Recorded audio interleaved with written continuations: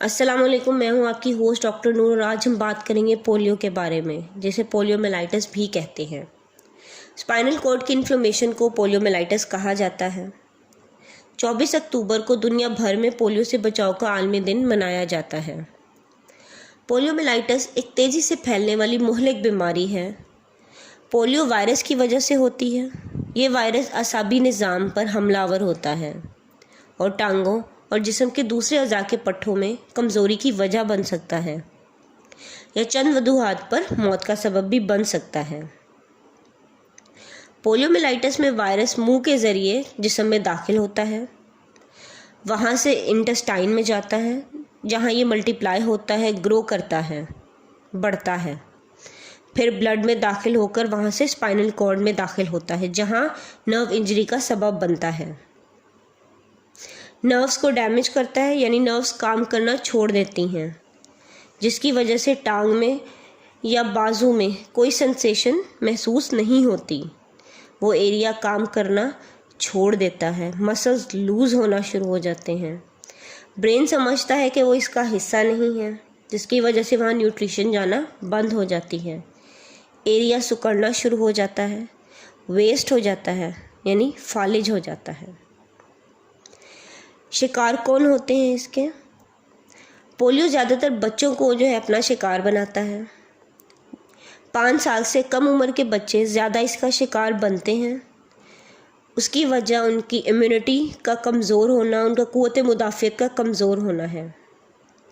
मगर किसी भी फ़र्द उम्र के इंसान को ये बीमारी हो सकती है। वायरस फैलता कैसे है?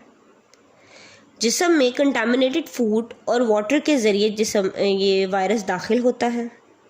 जब एक मुतासरा शख्स या बच्चा खांसता है या छींकता है तो हवा में वायरस के ड्रॉपलेट्स को खारिज करता है, जिससे एक बंदे को से दूसरे में फैल सकता है। इंक्यूबेशन पीरियड 7 से 14 दिन लेता है ये वायरस। उसके बाद अलामात नज़र आना शुरू होते हैं। अलामात क्या है इसके? 90 से 95 केसेस में सिम्टम्स अपीयर नहीं होते, जिसकी वजह हमारा इम्यून सिस्टम उस वायरस को किल कर देता है जब वो हमारी जिस्म में दाखिल होता है। 4 से 8% केसेस में सिम्टम्स अपीयर होते हैं, यानी 200 में से एक फालिज का शिकार होता है। 0.5% लोग इसका शिकार होते हैं। इसके सिम्टम्स मतली, सर में दर्द, थकावट, तेज़ बुखार, गर्दन में अकड़ाव, अज़ा में दर्द, ज़्यादातर टांगों में अचानक कमज़ोरी या फालिज का हमला। उसके बाद फालिज के बाद मसल रिफ्लेक्स वो लूज़ होना शुरू हो जाते हैं। वही नर्व डैमेज या सेंसेशन फील नहीं होती। मसल में पेन होती है या मसल स्पैज़म, जिससे अकड़ाव पैदा होना शुरू होता है या एरिया नरम पड़ जाता है। पोलियो की इकसाम। पोलियो की 3 इकसाम हैं। सबसे पहले स्पाइनल पोलियो, किसी स्पेसिफिक एरिया आर्म्स या लेग्स में वो फालिज होना शुरू होता है। बल्बर पोलियो, सांस लेने में दुश्वारी होती है। ये स्पाइनल पोलियो से ख़तरनाक है और इन दोनों से ख़तरनाक और मुहलिक तीसरी किस्म है जो जानलेवा भी हो सकती है, बल्बोस्पाइनल पोलियो।